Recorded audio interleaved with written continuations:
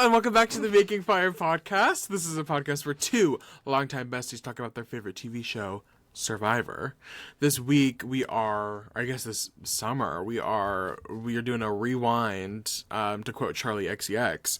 Gotta rewind, all the way back to Survivor Heroes vs. Villains. We're recapping episode 2 today. So much exciting stuff going on here on, where are they? In Samoa. But before we get into the dirty details of Survivor Heroes vs. Villains, Maddie, I have to ask how you're doing. I'm doing pretty good. Thank you for asking. This week I wanted to talk about a new level of sort of like adulting that I have reached.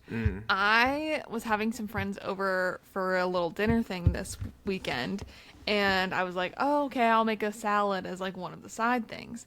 And then I was like, you know what? I'm going to make my own salad dressing. Oh, wow. And so I followed, her name is Bria, I don't know how to say her last name, Lemarond, whatever, Bria Lem on Instagram and TikTok. Her liquid gold dressing, oh my god, it is so good. I think maybe my life has changed.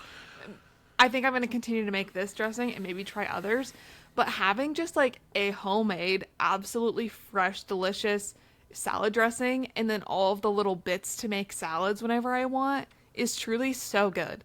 So I highly recommend it. This recipe is like lemon juice, olive oil, Dijon mustard, maple syrup, and garlic, and then a little salt and pepper. And it is just absolutely beautiful. A little sweet, a little savory. It's just the perfect taste and consistency, and I've been putting it on my arugula and with a little bit of feta and some craisins. I love arugula. Ugh. Love.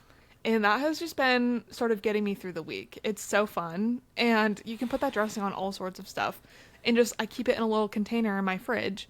So now I'm like, well, I need to get some like mason jars or something to store my dressings in, and then mason jars. Try making multiple. So it's just kind of, I don't know. It's just like renewed my enjoyment of salads, because I feel like I never enjoy a store-bought dressing the way I do like at a restaurant or now making it from scratch. So that is what I recommend to anyone who's interested.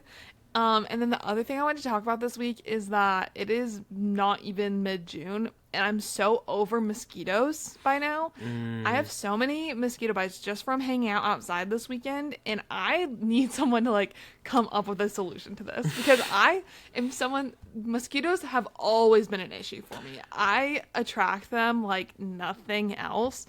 And like, can there be like a vaccine that I take every summer, or like some sort of medicine, because spraying bug spray is just the worst. I hate how it smells. I hate how it feels. And I just don't want to have to like think about that every single time I'm outside if it's like past 3 p.m. Or near bodies of water. So I need someone to get on that, because it's sort of just not the vibe right now. You could get a malaria vaccine, and then when they suck your blood, will it kill them? I don't think that's how the malaria vaccine works. It'll just kill the malaria. Right, but I just like don't want to deal with the itchiness of the bites. Right. And like, I've been having a problem where all I want to wear is shorts because the weather calls for it, and then my bug bites aren't being touched.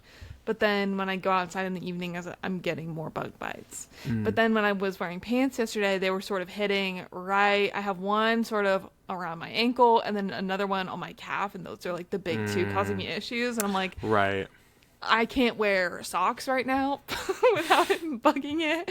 And anything. You're raw dogging it? Yeah, I'm having to wear sandals everywhere. And I like wearing socks in the house.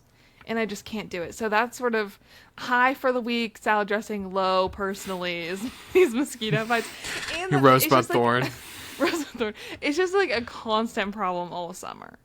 And so I'm like, oh man, it's starting already. But anyways, how are you? I'm doing well.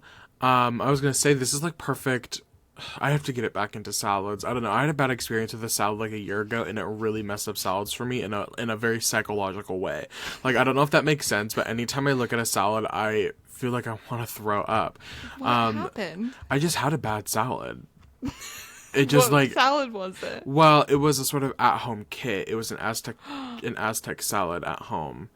And then I like made chicken. It's also Purdue chicken strips, like the breaded chicken strips. You put it in the air fryer, fry them up, get them crispy, put it in the salad. I had both of those together, and it actually made me feel so ill in the stomach region. I was like, I don't know if I'm gonna ever be able to recover from this, and I really haven't. Like, my mom, bless her heart, gets our groceries, and she's been getting those Purdue chicken strips, and I had them the other day because I wanted to put chicken strips in my mac and cheese, and I was like, okay, I'm gonna be a brave boy and really try to indulge, and I couldn't do it. I was like, I actually feel sick eating these right now. I don't know why, but salads have been brewing for me. I haven't had many salads since. Which is crazy because for a couple of years, I was on a big salad kick. Like, I love a chicken Caesar salad. In the summer, specifically, this might be controversial, a Panera chicken Caesar salad. Very scrumptious in my opinion. I love Panera. Me too. They need to do something about those prices and portion sizes, though. I don't know, the sandwich that I get, I usually get the grilled chicken. It used to be turkey, but now it's chicken. Grilled chicken avocado BLT, and I usually get a good portion when I get that sandwich, and it hits every single time. I love that sandwich. It's a little messy though. You have the tomato and the avocado on there, and you like sort of take a bite. Slippery. What happens is it's sort of that thing like the cartoon where you take a bite out of one end and then everything sort of comes out from the other. So you sort of have to hold it in a way where you're like closing it from the back so that nothing falls out. Yeah. Right. I think you should try. I think my problem with salads has been I don't really love a bagged Caesar as much. But then Costco, shout out, has these really good, they come in a 2-pack. I don't remember the brand, but these really good bagged salad mixes. And they usually have a couple different flavors. Like, they had a dill pickle one recently that was good. But they have like a Mediterranean one with feta that I really like. They had... I don't remember. They have a lot of different... They switch up the variety on those. But I recommend those. But other than that, the freshness of making your salad at home is just special. I love that for you. Thank you. I'm doing so good. I'll talk about my highs and lows of my media this week because I've just been consuming so much media. My low... Peacock, if you're out there... You hit such a great ball last season for for Love Island USA. Season 6 was so scrumptious. I could not get enough of it. Then you put these clowns in the villa for season 7. I am losing my mind right now. There's nothing worse than every night I go to get ready for bed and I say maybe tonight's the night that it's really gonna pop off. And I get disappointed. We're about a week in, and I'm being left disappointed every single time. I've heard similar things. I heard someone on TikTok was like, so what happens if they're all bad and there are no couples? And like none of them like each other? Like, you kind of know that right off the bat. Right. And that's how I'm feeling at the moment. I have a hard time with straight men in general, but last season I found most of the straight men redeemable in a way where I was like, I could watch you. I would argue last season, and if you don't watch Love Island, sorry, this is going to sound like mumbo jumbo, like Rob and Aaron were obviously like the villains of the season, but I liked watching them because they weren't unlikable. I don't know, like, they did bad things with the women that they were like with, but I didn't feel like, I don't know why it's different. It just feels different. But then this season, there's just maybe it's because there were redeemable men in my eyes last season where I was like, okay, I can get away with Rob and Aaron being on this season if I have like a Kenny or a Cordell. I'm feeling justified in my decisions of watching this show. Where this season, I don't like a single man on that island right now. I literally am like, oh, you are the reason why I hate straight... You're the reason why straight men just like irk me sometimes. I'm watching it and I'm like, oh wow, like I can't. The men are insufferable. Some of the girls are getting on my last nerve. They already had to remove one girl from the show because she a clip, not a black woman, released a clip of her saying the N-word on a podcast a couple of years ago. And so she was promptly removed on day 3. But the men are not redeemable. They're making me very frustrated. They're acting like they're God's gift to earth. And I'm like, y'all are not that. You're not that So special. you're not that special, and actually you're kind of not fun to watch. Like, you actually kind of make me feel gross with some of the things you're saying about the women. Not just about women, just about dating women in general. Like, I don't think anybody said any comments about a specific woman in the game that I'm like, ooh, that's bad. I think it's just necessary how they talk about their dating ethics. I'm like, oh, I don't. And I know at the end of the day, Love Island is trashy reality TV. Like, you can only expect so much every episode. So like, you get what you get, but I'm obviously not expecting, I don't know, I'm not expecting Emmy award winning television, but I'm like, give me something to root for.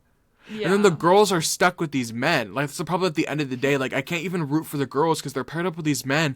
Some of them, I'm like, do you even like the girl you're paired up with? Like, I don't. There's this one guy right now, Ace. He's pissing me off.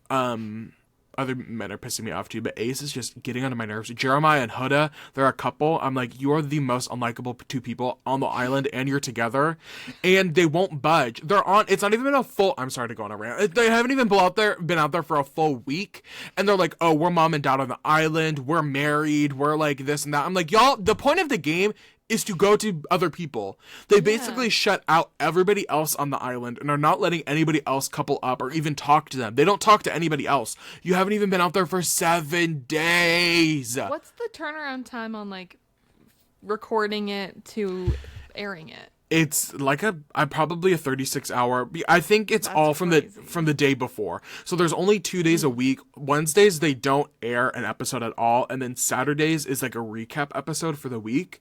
So really it's only on like 5 nights a week if you don't want. So I don't. crazy. It is crazy. Only 5 nights a week.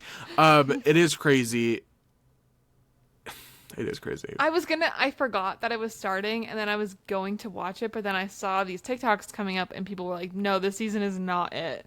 And I was like, okay, I don't think I'm going to commit to this. Like, I don't think you should. If you're going to watch, I honestly would think rewatching. I know it's a lot of episodes, but if you want to get into Love Island, rewatching Love Island season 6, one of the best seasons of television I've ever watched. How long Of reality is it? TV, I should say. It's long. I think it's, there's probably, let's see, how... I also think it's funny that they film it like right by where Survivor filmed. I know, all the people are making jokes, like, Colby is starving on an island right now. Colby and Genevieve are starving, and they can hear the fireworks from Love Island going off. There's 37 episodes. Okay. Oh, so they're out there for like a month. Yeah, and they, 37 episodes minus probably 7. It probably rounds out to like, or probably what, minus 5 or 6. So probably like 31, 32 episodes if you take away the recap episodes at the end of the week. But great reality television. I would recommend watching it. So good, so juicy. Season 7, there's crumbs. Things are happening right now with the people who are left on the island. I'm like, okay, some good TV could start happening here in the next like week. Like things could really start to happen. But the men are not redeemable. I'm like, do you like the women on the show? Like, I don't think you actually like any of them. Anyway, that was my negative. Not to hone in on the negative more than the positive, but I'm wearing my tennis shirt today, my clay tennis shirt. The French Open just ended, and that was amazing television, amazing tennis for the 2 weeks it was airing. Congratulations to Coco Gauff and Carlos Alcaraz. I know y'all are watching the pod. I know you two are specifically fans of the Making Fire pod. They actually shouted us out in their speeches. They listened to our podcast for the weeks that they were out there. It was so good. I'm a big Coco Gauff fan. I like Carlos as well. She is incredible. Oh, incredible. Her tennis, she won the 2 tournaments leading up to Roland Garros. She made it to the finals, but she lost both of them. And so it was like, is she going to be able to make the finals this time? This is the second time she had made the finals in France, and I was like, what is she going to be able to do it? She was facing world number 1, and she pulled it off. She had a great comeback. She lost the first set, and then came back. Both of her U.S. Open win and her French Open win, she's like one of the only people to have ever come back from a set down in like Grand Slam final history. I think maybe just specifically for the WA tour. But so happy for Coco. Getting to watch that live was like, I bet, because I so only amazing. saw the videos after. Oh, I was so anxious watching it. And then I started screaming and cheering down here. It was like 9 a.m., 10 a.m. when it happened. And I was like, oh my God, oh my God. And my mom texted me. She said, is everything okay? I was like, yeah, everything, you know, I could be loud. Famously, she has walked in on me ranting down here on the pod before. She was like, is everything okay? I was like, yes, my favorite just won the French Open. And she was like, great, love that for you. Yeah, it was great TV. Wow. Watch tennis, everybody. What a fun sport. I need to start watching it. The men's final, I'm more in tune with the women's, but I'll watch the men's because there's a couple people I like. I do like Carlos Alcaraz. The men's final was crazy. It was like 5.5 hours long. No way. Yeah, it's like the second longest Grand Slam final in history. Grand Slam, maybe even just like God. game, yeah. And Carlos won. He lost the first 2 sets because it's out of 5 for Grand Slams for men. He lost the first 2 and he came back and won the last 3, which is crazy odds. He had like 3 match points against him. Yannick Sinner was playing against him. He could have lost like 3 times on the 3rd set, or 4, I don't know. Anyway, it was great tennis. It was great tennis this week. I had so much fun. So pro Love Island, con. Oh wait, no, pro Roland Garros, con Love Island. Let's get into Survivor, everybody. Yes. Sorry for my rant. I'm in a rambling mood today. I talked Maddie's ear off this morning. Let's get into it. So this is again, we're recapping Heroes vs. Villains. We're on episode 2, and it's so interesting. I think on reflection, this happened with China last season when we that was our rewatch last season. This like knowing the narrative of the season, it's just so interesting watching how these how it plays out. Mm-hmm. I haven't also sorry, interesting watching it like more in depth. Like when I've watched it in the past, I'm like watching it more for fun. But I think on episodes where like we're taking notes and like thinking of like what we want to talk about. Yes, it's like really into it. Really into it. It's a different lens, which I like. So jumping in, I think Maddie pointed this out last episode. We do a lot of back and forth with the tribes that we don't. I feel like at moments in the episode that we don't usually do in the new era. I guess probably in a lot of recent Survivor, probably in the 30s. But we start off, even though heroes went to the first tribal, we start the episode at the villains camp. This sort of becomes one of the themes throughout this episode is shelters and camps and what it's like living at them. Yeah. And we start off at the villains camp, and it's storming in Samoa. It is rainy and not fun. People are soaked. I think Coach at one point was like, how am I getting more wet under our shelter than I am just sitting outside of the shelter? Right. Their shelter is so poor. Nobody's loving it. Rob is pointing out that everybody's complaining, but nobody's willing to put the work in. So frustrating. And that sort of starts us in the next morning. We're still at the villains camp. The little intro happens and we cut back, and it's the morning. People are getting up. And Jerry, I think, points out that this weather is sort of a signifier that the game is starting. Like, we are in it for the long haul at this point. And they're starting yet again. They're tearing their tribe down. Randy says that this is build 4 or 5 of their shelter. I was shocked to see like them fully deconstructing it, taking it apart, not fixing risky. It is not knowing what's gonna happen. Yeah, it could just start raining again. Like, who knows? Yeah, but they don't care. A lot of people are not happy. A lot of them to talk about men again. There's just a lot of men complaining this episode from all directions, on the heroes tribe, on the villains tribe. I'm like, get enough. Men used to go to war, and now they're sitting on an island in Samoa complaining. I'm like, get a grip with reality. I don't know what to tell you. Yeah. Russell specifically calls out Parvati and is like, she's complaining about she's complaining, he says, and she says, I'm not complaining, I'm just sharing my opinion. She's just as part of this tribe as anybody else. And then Courtney is sharing her opinion about how they should build the shelter, and Randy says she's a waitress from New York. What Now does she suddenly, know? what does she know? She suddenly knows construction? So rude. Suddenly a construction worker? She was just backing up Boston Rob. Right. Like, and she his was choices. on his side on all Right. of this. And it's like, oh, so whatever, Rob's fine. But because Right. Courtney's a waitress from New York, why should we listen to Right. her?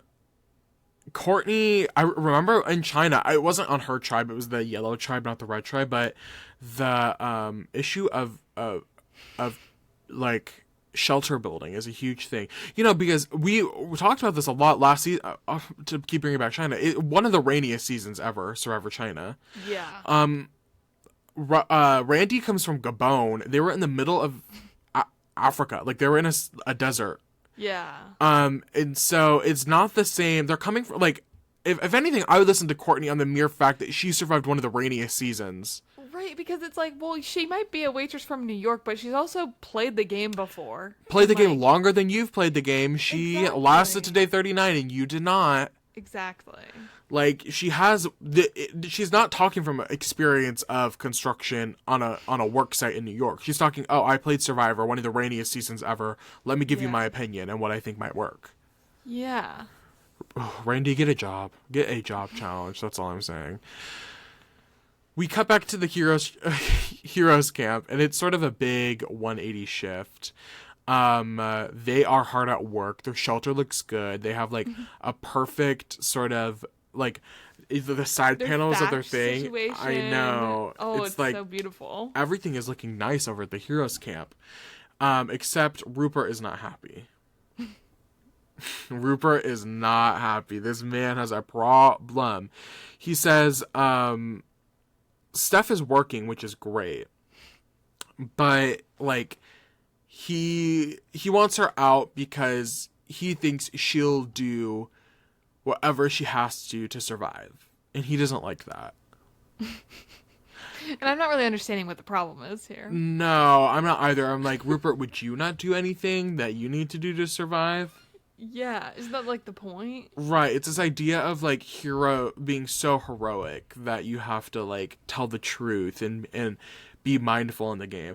I think that's the problem. I think the only critique with like a heroes versus villains season, I think it makes for great TV. Like, you have this set storyline of heroes versus villains, but there's never, I mean, I would say in some very rare cases is there a 100% heroic game or 100% villainous game. Yeah. Like, you need to have some villains. Most villains are going to have some sort of empathy towards the Yeah. situation, right? Like, Genevieve, you could say she played a very villainous game, but that wasn't because that's just who she was at her core. Like, she ultimately felt very bad about the things she was doing, but she was doing it because she needed to survive. Yeah. Heroic people, like, you put Candace on the hero tribe, but she, like, ultimately stabbed her tribe in the back. Like, Amanda has stabbed Sari in the back. Tom has stabbed Stephanie in the back. Like, all these different things. It's not Stephanie herself, I would say, is not the most heroic person. So it's hard to try to be like Rupert being like, oh, she's not being a hero. She could backstab any of us at any moment. And I'm like, well, that's kind of the game, Rupert. Yeah, you don't have to like continue to play under this narrative that production sort of came up with. Right.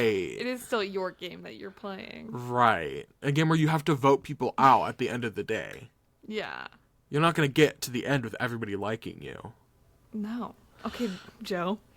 Right. Joe is really the Rupert, if you think about it, of the new era. Yeah. I just pulled that out of my ass. I don't know. No, in a way. In a way. sense. No, like, in a way. Yeah. If you really think about it. Yeah. I hope Joe's wearing a tie-dye shirt on Survivor 50 right now. Can you believe Survivor 50 is happening right now? Like, they're playing the game as we're talking. I know. It's crazy. Genevieve, I better not see you boarding a fly anytime soon. That's all I'm saying. Yeah. You better be there starving. We go back to the villains camp, and the shelter is getting nowhere. No. Little did they know that they had a future HGTV star on their tribe. Boston Rob. Oh, yeah. I don't know. Maybe I don't know if his show was on HGTV. I think maybe it was on TLC or something. But they had a future home improvement specialist on their tribe. Yes. They really should have like honed in on that and really gazed into the future, Into his humble beginnings. Like, let's call it King of King. Like, he knew what he was doing, and they just weren't ready for his genius. Yes, because he saw the vision. They couldn't. They did. No, they couldn't. Rob is getting tired. He doesn't feel good. He's getting lightheaded. He's like, I need to take a break. I need to take a step away from all of this. And it cuts to him walking around, and he's just like, I came out here not wanting to be a dictator again, because that's sort of what he did his first 2 seasons. Obviously, it doesn't work out for him in either of those seasons, and he's like, I tried to not be the dictator, but it doesn't work. He says, I'm done helping them. I can't do it anymore. I have to be who I truly am. I have to be the villain that I'm meant to be. Yeah. I feel like this day fundamentally changed Boston Rob in the lore of Survivor forever. Day 4 on Survivor Heroes vs. Villains. Because if you think about it, in his winning season, his next appearance, Redemption Island, as well as his appearance on Winners at War, 2 games where he's known, even if you think about it in The Traitor season 3, he is known for his mob boss game, his dominant dictator game that he plays. So I think this moment here, he cracked on the villain's tribe on day 4. I truly do think it truly changed him. Yes, he said, you know what? I can't do this anymore. I can't. I have to just do what I know what to do, and that's to double down on being a dictator. Yeah, and it works for him. It does, sometimes. Yeah. At least once it's worked for him in a really good way. In sort of $1 million way. It's sort of in $1 million won the game way. Yeah. But not in this game. He's tired. He's broken down. Yeah. He says that I need to take a break. And then he was walking away to go take his break. And Coach makes a comment. He says, I think Jerry was like, is he taking a break? And Coach was like, yeah, I think some people are just having a meltdown right now. But then he goes, well, some people, not me. I'm not having a meltdown. I'm not having a meltdown, but somebody is. People are. Yeah. He wanted to make it clear. Yes. Well, all his yoga and like energy centering. Right. How could he have a freak out? How could he? No, he's the voice of reason always. Always. He knows what he's talking about, you guys. Yeah. That's a professional right there. Yes. We go off into the forest, and we find Rob has passed out, and Jerry finds him. And it's so organic. So organic. I just love the idea that Jerry stumbles upon Rob perfectly laid out in the forest, being his like, Rob. Rested. Rested on a pile of clothes. Yeah. And Jerry being like, Rob, I need you to wake up. None of the cameramen are rushing to help Rob. Let me get a close-up shot. Let me get a close-up of both of you. Jerry finding Rob being unconscious on the ground. Mm-hmm. I just love the idea, if this was natural, like this scene had not been set up, that the cameramen weren't helping. The lack of urgency. There was a lack of urgency that I thought was so silly. Yeah. But this scene was clearly set up right. Like, it just feels... Like, I'm guessing that he did probably have a little bit of a moment, but I think the way that he had been positioned... It was that. I think his response after he woke up did not feel very... And, like, Jerry's reaction to it. Like, that's hey, what Rob, it was. Hey, Rob, wake up. Right. Like, if I saw a man passed out in the forest, I'd be like, oh my God, are you okay? Like... Right. I would first, like, I don't know, try and wake him up, and then I'd be like, okay, I need to go get help. But then when he was like, I need help, right. I was like, okay. Okay, yeah. Okay. Men used to go to war, now they're lying on the forest floor. Like, did you put your head, like, right. did you pass out and fall down, or did you, like, pass out when you were already rested, like, laid yourself down? Like, did you make a little, like, nest for yourself to sleep in? And pulled your hat sort of down. Did the cameraman see him go to sleep, and then they asked Jerry to go check in on him? Yeah. It feels unnatural, but like I don't want to sit here and say what he experienced wasn't real. It just feels like it was set up in a more palatable way for the audience. I don't know. I don't know. It was strange. It was strange. Really interesting stuff. Really putting on their best acting performances. Medics and Jeff come in, and I said, I know Jeff was so scared that the love of his life was ill like this. That is all I could think about. I think about Jeff. Jeff said, oh my god, my platonic / maybe romantic partner is almost dead on the floor. Like, I know his heart was beating. It was going pitter patter, pitter patter. I have to be there. I have to be the first face he sees when he wakes up. Right. I have to be. I have to be the kiss that wakes him up. He's the Sleeping Beauty. He is. Rob was Sleeping Beauty, and Jeff was the prince. Yes. Yes. That's what I gave. I was watching this, and I was like, oh my god! I didn't even realize I said this is such a romantic moment between them. Ugh, I want them to kiss. Happy Pride. No, because it really is like the whole scene. Jeff is so involved. Yes. And you're gonna be okay, Rob. Nothing serious. When he helps him get back up, like the full body, like he said, "Do you need a hand?" And then is fully lifting Rob up. And Rob's like, "Please, brother." And I'm like, "Oh God." I know, and like Get a when Rob was room. like, "I think I need to just, own up to my villainous game or whatever," and Jeff's this big beaming smile on his face. Rob at one point says, I'm gonna win this season, right? And Jeff's like, Jeff said, my man. Oh, get on Love Island, you two. Go fly it to Fiji and figure it out. Can we talk about, I think, the most iconic moment from all of this? Boston Rob's pout. I have never seen a grown man pout like this before. His full... quivering lip. I'm like, oh my god. Stand up. With Jeff's help or not with Jeff's help, I don't know. But like, it's getting the best of me. With the accent, the Boston accent. It's getting the best of me this game. And I love it too much. I'm like, oh wow. Why was that really good though? Thank you so much. I'm doing Boston Rob cameo starting at $300. Let me know. I can get that to you. Mm-hmm. And he makes it back to camp and is okay. He tells everybody, he's like, I just needed to chill. I'll be okay in like 48 hours. They think I have the flu. And then he's like, I think he also says at one point that he has a migraine. Right. But almost like the flu. He said the thought without a body ought to be the thought to take a load off my shoulders. I'm glad you're okay, Boston Bob. Yes, I'm glad he persevered. He's a survivor, literally. 3 time. Literally. 5 time at this point. Yeah. Let's jump to the immunity challenge. Yeah. What a fun challenge. I was watching this. I was like, okay, this is so simple, but it's like feels high stakes. You know what I mean? Because it's also just hard. It's hard. That's what I'm saying. Like, you can do a simple challenge and just make it level 1,000. Yes. Because then I'm like, who knows what's going to happen? Yeah.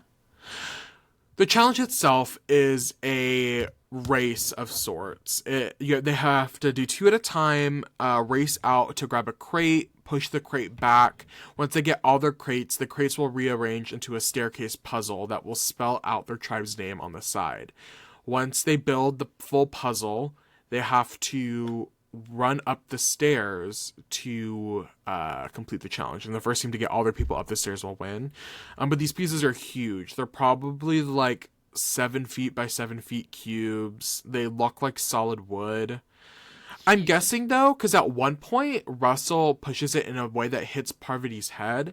And I'm wondering if those bumps on the side are like foam. So if they do hit somebody or like it lands on your toe, if it feels like less impact. I was thinking that because like that would be so dangerous otherwise, and like people were getting hit all over the place with these. Parv got fully I was like, that could have like knocked you out. Like put a giant purple bulb right here like that. Yeah, so there had to have been something sort of cushiony because I was thinking that as well. I was like, and afterwards, when she gets back to the mat, she wasn't like, oh my god, my head. Right. When I would have thought, like, oh my god, are her teeth okay? Like, Right. is the cheekbone gonna break? Like, Right. I would have been like, is your nose bleeding? What is going on? yeah. But it seemed fine. The challenge, yes, for immunity, and there's a reward attached. If whoever wins will get a coveted tarp rope and nails. Mm-hmm. Which is a game changer at this point in the rainy season of Samoa. And those villains really were like, we need to lock in. Jeff lets us know that the Tocantins boys, JT, Coach, and Tyson have all done this on the original season, and that sort of is going to go ahead and be a main plot point for the rest of the episode. The fact that JT has done this challenge before, they sort of plan around the fact at the before starting, they should all listen to JT, the heroes. They should listen to JT because he's done it before. Mm-hmm. We start the challenge, and the heroes again are off in an early lead. They're moving at a pace of one box ahead of the others. But it quickly falls apart. The villains catch up, and the villains are able to quickly put the puzzle together. Let's talk about this, though. Quick sidebar. The stairs that Jeff would have used for the challenge to sort of get up and down to, like, watch the progression. You know, he does that. There's usually a set of stairs for Jeff to walk on during the challenge. Are on the villain's side of the challenge. There are no sets of stairs on the other opposite end. I didn't even notice that. I noticed it while I was watching because there was a couple points. It wasn't, they didn't use it the whole time, but there were a couple points that they used the stairs for leverage. Like, there were scenes where Coach was on it at one point. They were, like, using it to, like, help prop up the boxes. Yeah. I don't know if I've ever heard anybody talk about it. I don't know if it's that big of a deal, but it definitely was visible that a couple people at certain points were standing on those stairs. I guess I fully noticed that. I guess I didn't notice that the heroes didn't have that on their side. Because I originally thought, oh, maybe this is there to help them with the challenge. Like, they're able to use these stairs. But then the camera angle was a lot of times, like, from the hero side, like, right looking out. So I just thought I didn't see it. But no, there were no stairs on the heroes tribe. That's messy. It is messy. It should have been very clear, do not use that. Yeah, or we should have heard Jeff, Coach, get off the stairs. Yeah. But again, like, they weren't using it the whole time. Like, they weren't using the stairs to get the thing up, but a couple people had walked on the stairs, I think, as a way to leverage themselves when lifting the boxes. Yeah. So who knows? But the villains end up winning, taking it. There just is a lack of communication going on. The heroes cannot figure out this puzzle. They can't figure out any puzzles that require communication. No, it is lost on them. At one point, like, the end that's supposed to be all the way at the top is still sitting at the bottom part of their bottom staircase, and they're like, this one's supposed to be up there. And it's just like no communication. Things are getting heated. James during the challenge is like, everybody shut up, like, we need to lock in. And ultimately the villains win the second challenge in a row. Yeah. Win that tarp. The challenge ends, and James is furious. They're still, like, they haven't wrapped it up. The villains are still cheering, and James is like, I cannot believe we just lost that challenge. And he says, there were too many of y'all talking. And Stephanie was, like, pushing back slightly. Mm-hmm. But James was like, shut up. Like, literally was like, you need to shut up. And she didn't want to go on any further because she knows that Rupert already hates her and wasn't trying to give Rupert and James a reason to vote her out. So she was like, let me just mind my manners. Mm-hmm. We wrap up. It cuts between this and then the post immunity challenge, like, at camp. We have one more confessional from James where he really is honing in on the fact that Stephanie's original season, she was the last member on her original tribe. She was on the tribe of one, and that should be a factor in what they're thinking about. There's a reason. Flag. It's a red flag for her or for him. How do you feel about, like, that's sort of meta in a sense, right? And if you think about it, that season was 5-6 years ago at that point. Like, that was a long time ago.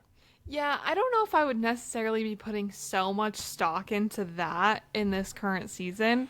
I think they have more than enough to, like, go off of, or, like, reasoning to want to vote her out now without that. So I'm like, okay, I hear you, but I just don't think it's necessary. I don't think it's necessary either, and I think it's much different circumstances. Like, Yeah. he was like, oh, if Stephanie made it onto a tribe of one, she's obviously the main. She's the reason why they kept losing. And I was like, I don't know. I don't know if that's the case. I don't know if that's the case. Mm-hmm. So, T. T. We cut back and we go to the heroes camp right away. And it's we do a little bit of back and forth here. We're at the heroes camp and they're sitting down having a debrief. JT is annoyed because he feels like people didn't listen to him after he voiced that he had done the challenge before. Mm-hmm. Amanda and James specifically are going in on the tribe, in on them. How they need to check their egos at the door. They need to listen to one person. One person needs to talk, and you need to shut up and you need to observe. Mm-hmm. I think they have the right message, but the wrong delivery. Like, I think I maybe would have just approached it different. I don't know, because, like, I agree with what they're saying, and, like, I mean, as you saw, what gets brought up a lot was with the other team, how Boston Rob is just leading it. And, like, that's why they're doing so well in that portion of the challenges where, like, one person can lead them. And so I do think that Amanda and James are right about needing a leader and needing this voice to listen to. And, like, if JT had, you know, everyone's all eyes and ears on him, and they could have worked together better. But I think, I don't know. I understand where James is coming from, too. I think it would be extremely frustrating. Like, I mean, we even saw this in China. Like, he's always wanting to just work as hard as possible and, like, as efficiently as possible. So, like, this really is James's, like, biggest pet peeve. And he also just, like, tells things like it is. He's so direct. Mm-hmm. But I think, I don't know. It's not, like, a great rally the troops kind of message. Or, like, delivery. It's definitely not leadership, and it's strange because when him and Amanda take the control of the situation, you'd think that you do a better job at leading the tribe. Like, you wouldn't want to be going in on them like that. But I agree. Like, again, I agree with you. I understand why James and Amanda feel the way they do. It just was not approached the right way. Like, James is too intense about all of this. Yes. I'm like, it's not going to get you anywhere. You're making people mad at you the way you're talking to them. I feel like he needed to cool down a little bit and then maybe approach this conversation. Right. Maybe later. Share his frustrations about everything. Yes. And yeah, some people are turned off by the way that he is approaching the conversation. It just feels a little much for them. Mm-hmm. I feel like it sucks. I mean, another part of this is that you can tell people like Tom and Stephanie really would like to say something in response to this, but they don't feel like they have the ability to do it without facing repercussions, which I also think, again, is bad leadership, instilling fear in people. But it's also like part of the game. Like, it's part of Survivor, but you should, like, if you're still in the tribe, it'd be different if it's like the immunity challenge, but you're at the tribe portion of the challenge. You're still very early in the season. Yeah. You should feel like your tribe should feel like they could talk to you without feeling that they are going to get voted out for sharing opinions. Yeah, I would agree.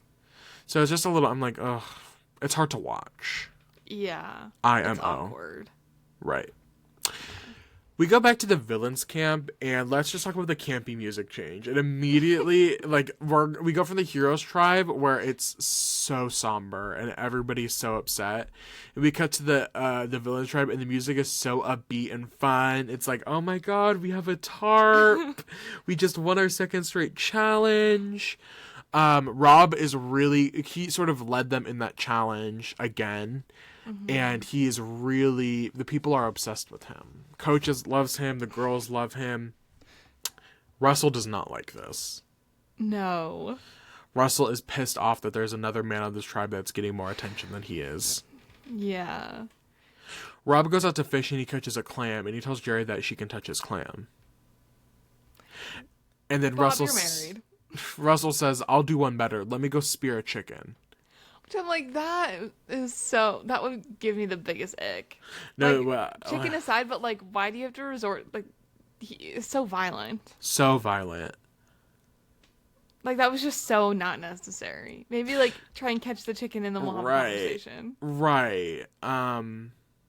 But I don't know. Like, I wonder, I'd love to talk to somebody who was on this tribe and ask them, like, did it feel like Russell was just trying to one-up Rob? Like, did it, in the moment, because obviously the way it's presented to us is that Russell can't handle Rob's ego. Mm-hmm. And them being on that island together. So I wonder if that came off to, like, a Parvati or somebody else, like a Sandra, if it was clear that Russell just couldn't handle the fact there was another ego. Right. Interesting. Oh, there was a moment, I think it was Sandra walking away, where I just caught such a classic Survivor, them wearing like the worst possible outfits and like clothing choices. I think Sandra has on these like little heels, like that she's walking around in. They're like sandally, like wedges. A little and wedge have, on like, them. They got a lift on them. I'm like, those could not be like. I mean, there are worse shoes, but like in the sand, walking around in those, I was like, you just don't see that kind of thing today. Like, I wonder if that's a callback, because one of the twists of her original season, Pearl Islands, had to wear what they were like gonna wear to the interviews. Right. Yeah. And some people were dressed in really crazy, famously Lil wearing her Boy Scouts outfit. So good.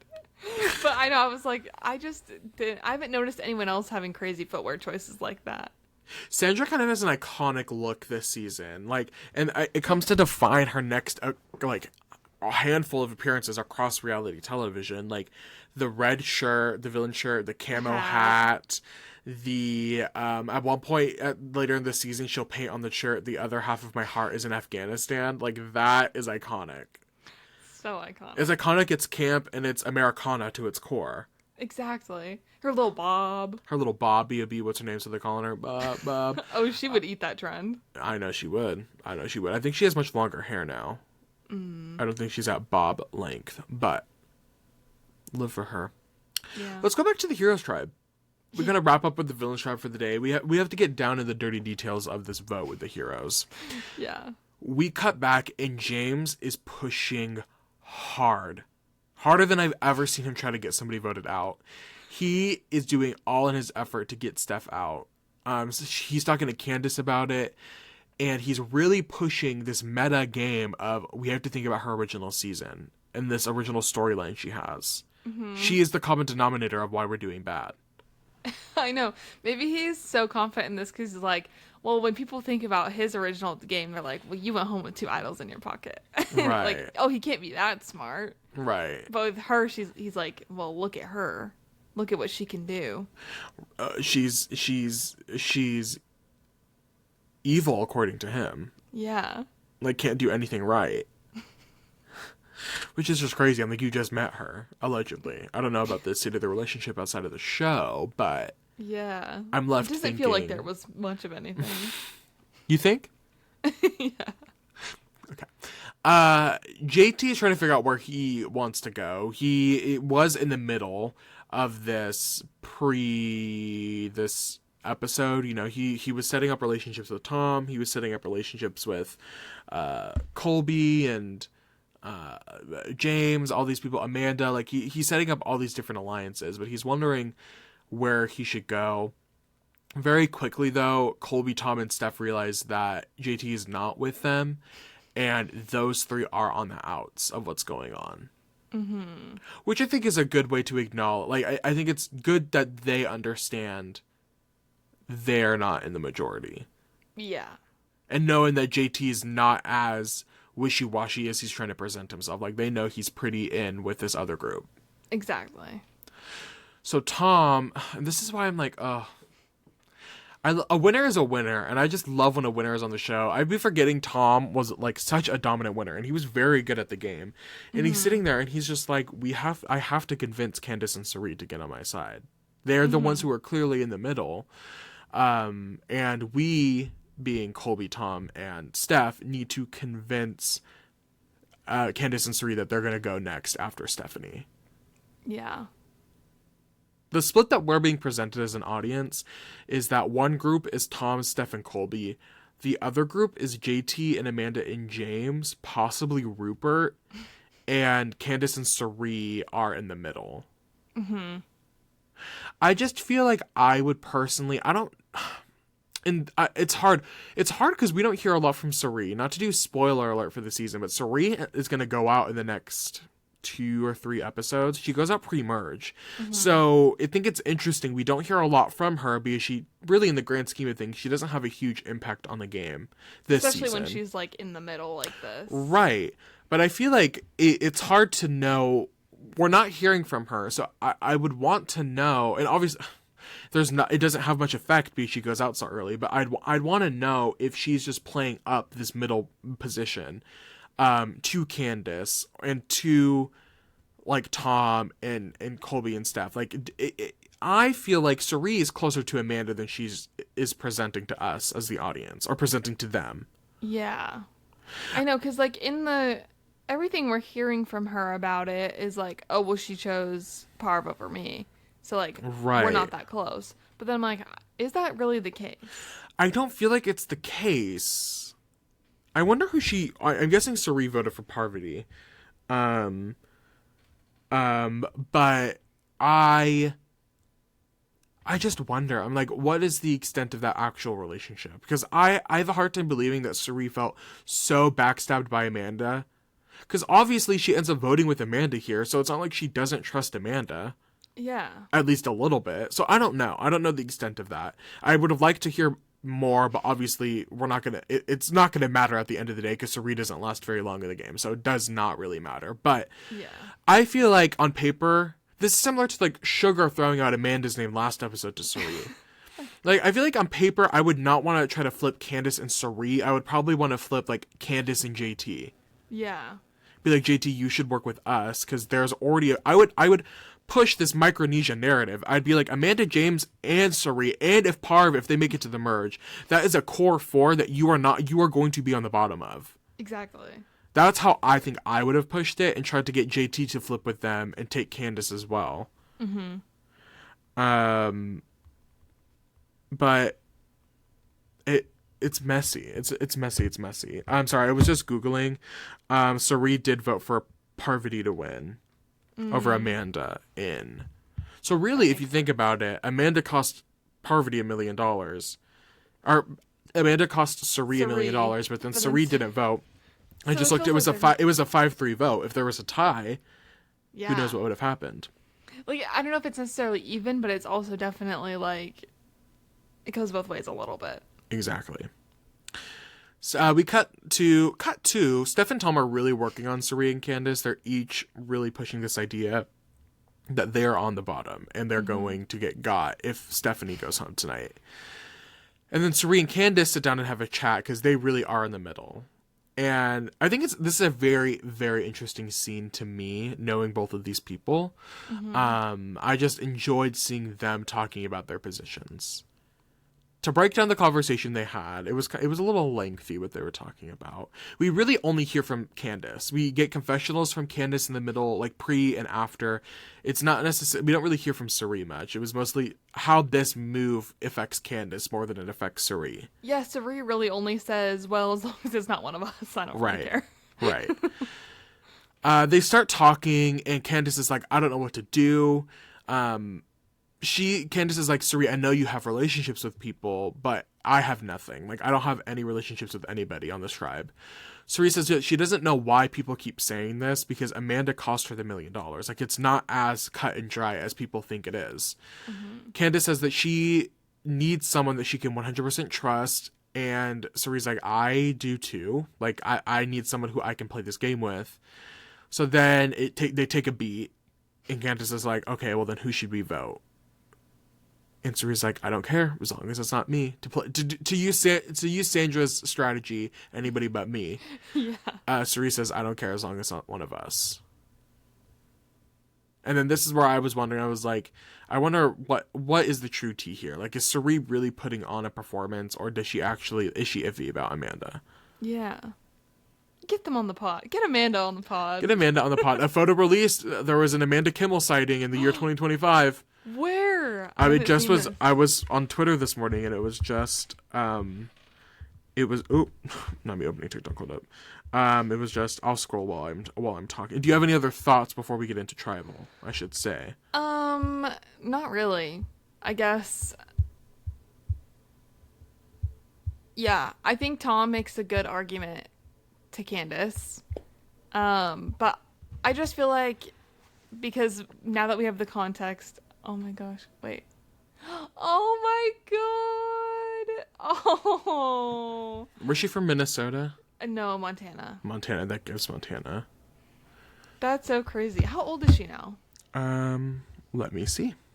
I will never forgive Survivor for putting Ozzy on season 50 and Amanda not doing it. Allegedly because of that. She's only 40 years old. Oh. There's another chance. There is. There's gotta be. Because I feel like the fans, if Jeff Probst listens to anything about season 50 casting, I feel like it's that people are upset that Amanda's not on it. I know. Like, that's all the comments. They need to get back into the get into that bag. Yeah. Well, but no, not a lot of other thoughts of just, I don't know. It is interesting thinking about these things and having like the more context of like how the season plays out, because I feel like if we were watching this at the time, we would have been like, okay, I feel like we're missing a lot of pieces here. Right. Like what's the tea? What's going to end up happening? Yeah. Let's get to Tribal. It feels so intimate. This Tribal set. Like, I'm sitting here, I'm like, the jury is so close to them. Jeff is close to them. The voting booth is like 10 feet away. Like, you can clearly see everybody else while they're voting. I miss this. I miss it too. It feels so intimate. It feels so special. And it feels like what Tribal Council is supposed to be. Right. I wish, but now they have like the shot in the dark, so you kind of need everything to be more spread out because you need them to feel comfortable playing their shot in the dark, things like that. But I think the voting area can be further away, but everything else should still be so close. Right. It just feels nice. Jeff starts asking questions, and here James goes again. He calls out Steph directly. He says a person. Jeff says who, and he says Steph. Fucked up the challenge, and then she tries to defend herself and says that she was like, you started talking about me after the challenge was over. Like, at that point we had lost. There was no need for you to rub salt in the wounds. Mm-hmm. And then he says, I wasn't talking to you. I said, hey, y'all. I was talking to y'all. And last time I checked, ain't nobody here's name is y'all. The sass on him. So sassy. I was like, that is crazy to say. Which clearly, and then Colby, he brings up Palau again, and he starts talking about her being the final member on her tribe. And Colby and Tom are starting to back Steph up. They're like, you very clearly just called her out directly, and now you're trying to backtrack. Yeah. She's backtracking, Your Honor. Like, you can't backtrack at that point. You said what you said, and you have to live with what you said. Exactly. You can't be mad, Diva. Colby brings up a good point. Jeff says, are you surprised about how quick this turned into self-preservation? And Colby's like, yeah, like, we're only two votes in. I'm shocked that our team mentality is gone, and it's self-preservation all throughout these streets. Like, everybody's in it for themselves. Which I do think is true. Like, I think it just comes with the territory of an all-star season. Like, everybody's playing 10 times harder than they played on the original season. Mm-hmm. Nobody needs to, like, they're not taking the reign. Like, they know what they're doing now. They know what to expect, and they're going to play the game even harder. Yeah. Which is interesting. I don't know, because this is Colby's third time playing. So it's like, what did you expect to happen? But I also get what he's saying. I can empathize with what he has to say. Yeah. I think part of what makes the season so juicy is the amount of past dynamics there are, and not in like a metagamey way where it's like, oh, these people are bound to work together, but it's the way that these relationships like played out. Like Sari is here with Amanda and James, but her alliance blindsided James and Amanda didn't take her to the end. And Steph and Tom know each other, but Tom, like, backstabbed Stephanie and set her up for failure. You know what I mean? Like, they know each other, but there's like, there's bad blood there. This hero tribe was really set up in a crazy way. Really was. Like, really crazy polls there. The lines that were drawn is interesting. And, like, it makes them sort of inherently not want to play into the hero thing with each other. Right. Because it's like, oh, this person has backstabbed me in the past. Like, now I have to be wary about who I'm playing with. It is kind of juicy. I'm like, oh, the producers knew what they were doing when they were selecting these specific people. Yeah. And I think it's a good balance, too, of, like, making it juicy and messy. But then in the challenges, like, we see that it's communication that's really their biggest issue. It's not like this out of balance sort of strength thing or, like, even intelligence thing. It's truly, like, their tribe dynamics, where I think now Survivor production gets really caught up in, like, making these funny or, like, odd tribes, but then they don't match up in any other way, like physically or like puzzle strength wise, and so then you just watch them get decimated. But like, this is a really interesting mix of like these personal dynamics that is just fun to watch. I enjoy it. I agree. It's interesting because if you look at the tribe dynamics themselves, like, obviously there's a lot of strife within the heroes tribe, but on paper, like, they're getting along much better than the villains tribe is getting along. Like, the villains tribe is more having trouble with, like, the communication building a shelter, or, like, the leadership aspect. Yes, like, nobody wants to take on that role. But it's not like these interpersonal relationships that the heroes tribe is struggling with. I think there's also less connections on that tribe. Like, there's less personal history within the people who make up. I think the only real dynamic there is Tyson and Coach. I'm trying to think just at the top of my head. But yeah, there's really nobody else that has... There's not much of a bad blood there between a lot of those people. So it's, yeah. It gives a little, takes a little, all these things. We talked about this last episode, but I just have to keep talking about how special I think the performances at Tribal Council are within this season. Like, it feels raw, the things that they're saying. It doesn't feel like they're putting on a performance. But I feel like I'm still feeling fulfilled by the Tribal. If anything, low-key, I'm feeling more fulfilled by Tribal this season than I am in, like, these new era seasons. I think it's more interesting because they're not, like, beating around the bush with analogies when talking about each other. It's a lot more direct. Yes. So, I don't know. I really appreciated it. And it's interesting to have seen how it has changed into a more theatrical place in the new era. And to keep thinking about Survivor 50, and I'm sure we said this last episode, I'm excited to see how that, like, I keep bringing him up because we're watching it, but like a Colby. I keep thinking about him too. A Colby and a Jenna and, I don't know, like how those types of players are going to interact with a Camilla or a Kyle or a, I don't know, who's some of the new, a Jonathan. I'm trying to think of some new era people. I can't think, but it'll be interesting to see how those different things, and what'll be more interesting is Jeffrey Probst, how he is going to interact with all these two, because his style of hosting has shifted dramatically in the last 15 years. Like, is he going to play more into the analogies of a new era player, or is he going to play into the rawness of a old schooler? Yeah. You know what? I think it will be interesting with a Colby, with people who are from this old era and like a long time ago, playing with Joe, who I would say really made so much of his game on like people not being direct and like sort of these analogies and like, I don't know, just a much more... Thinking about him confronting Shaheen and the way he went about that, yeah. Yes, like, I want to see how Joe does with people that aren't gonna beat around the bush. I've said that Right. phrase like 4 times, but yeah, I think that'd be interesting. Like, I wish we could see James and Joe on a Yeah. season together. Like, that would be a Yeah. crazy dynamic. James being like, we have to vote this person out.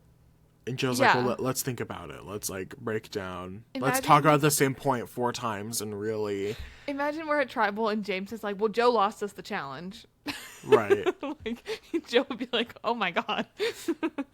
I'm excited to see how that... And I don't think a lot of people are talking about how Jeff is going to interact with all of these. So interested. Yeah. It'll be interesting. The girls get up and vote, and it is a 6-3 vote against Steph. She is our 19th person voted out. Or no, I guess our second person voted out, 19th place. Amanda, James, JT, Rupert, Suri, and Candace vote for Stephanie, and Stephanie, Colby, and Tom vote for Amanda. And she has some parting ways on her way out. Jeff snuffs her torch. She turns around and she says, next time y'all lose a challenge, try not cursing out your tribe. And then James promptly tells her to shut her mouth on her way out. And everyone's like, hey. Hey! Keep it cute. Keep it cute. And that's it. That's the episode. I think for a pre-merge, for a second boot episode, an episode that could so easily be lost in the lore of Survivor, I still think this season is just that iconic that there are some moments in here that are talked about still today. I agree. And I think it's funny that Amanda has been the other vote, both councils now. Right. Like, what's tea? Is it Amanda really not perform? I don't know. Like, is she really that bad? Is she scary? Like, I can imagine. I'm like, she made it to her back-to-back Final Tribal Councils. Yeah. I think she may have been the first person to do that. Russell, I guess, would be the second. I don't know. It's a hard thing to do. I can understand her being scary in a game sense, but it's not like she can, like, win. Yeah. She's not good at sealing the deal, you guys. Yeah, clearly. But But yeah, I'd like that to see her. I'd like to give her the opportunity to try again. I would too. Get her on Survivor 51 with her. She's the only returning player. She dyes her hair like blonde or like pitch black or something. She goes by Mandy. I feel like that would be crazy too, because like so many Survivor players these days are like diehard fans, right? And so I feel like a lot of the more diehard fans are like know about the elusive Amanda Kimmel. Yeah. So imagine you show up and she is on your tribe. But then she doesn't acknowledge it. They're like, "Are you Amanda Kimmel?" And she goes, "No, my name is Mandy." No. Who the hell is Amanda Kimmel? I'm a Mandy. I'm Mandy Kim. I'm Mandy Kim. Oh, that's my friend. That's my friend Mandy Kim. And she's like, I get told I look like Amanda Kimmel all the time, though. I literally like crazy. get stopped at the grocery store and they're like, Amanda Kimmel. I'm like, no, baby, it's Mandy Kim. Yeah. Well,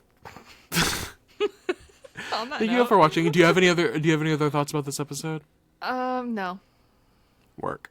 Thank you all for watching. This has been. I'm so excited to keep talking about this season. It's so interesting. I was watching it last night while eating dinner, and I was just like, I love Survivor. I just love a classic Survivor season. Yeah. It's getting me excited for Survivor 50. All these things. Rumor has it, not related to Survivor 50 or Survivor in general. I'm sure it will in some aspect. The Traitor season forecast is going to be released within the week. Oh, I heard that they were recording like. I think they around now, flew or them May. out. I think they just flew them out. Oh, okay. And so the cast is going to be released soon. I thought so because Gabby, Wendy, went on Trisha Paytas' podcast and they were talking about it. And Gabby was like, oh, yeah, it would have been around now that they are doing it. If you could pick one to three, I'll give you, if there's more than one to three people you're like, I need to see this person on the Traitors right now. Who would you pick? Okay, as we've talked about, Kathy from Dance Moms. Alyssa Edwards, I think, would be fun. Or I would love to see Derek Barry. Oh, hey, Derek! And, oh my gosh, a last person. I would have to say... Ooh, I don't know. Hey, you're with him, I 1 to 3, so... I know. Okay, well, you say yours, and then I'll maybe think of a third. I'm trying to think. I have so many Drag Race queens that I would love to see on the Traitors. I think just listing names off, Valentina. I need to see Valentina on Traitors. Yes. Gia Gunn, Candy Muse. Candy Muse would be amazing on Traitors, or awful. I think she would be great. I think that's amazing TV waiting to happen. I need to see Tiffany New York Pollard on The Traitors. Okay. I'm trying to think. I watch a lot of competition reality shows. I'd like to think of some reality people or like some celebrities that aren't. I don't know. I have a third. Who? Okay, well, at least a third. I would like to see the Countess Luann de Love Lesseps that, from yeah. Real Housewives of New York. And then I would also love to see Lisa Barlow from Real Housewives of Salt Lake City. I think those are good picks. I think I saw a rumor that Mary Cosby from Salt Lake is gonna That's be on there. wild. I don't know how I feel about that. But we'll see. She's an interesting character. Why am I suddenly forget all reality TV shows I've ever That watched was me. in my I was whole like, life? what? I'm like, girl, the way that I live, breathe, and eat reality TV, and I can't think of a single person. I'm sure there's some Big Brother people I'd love to see on. But yeah. I want to see the woman that you dressed up as for Halloween. Angela Markle, I think. Yeah. No, Angela Markle? No.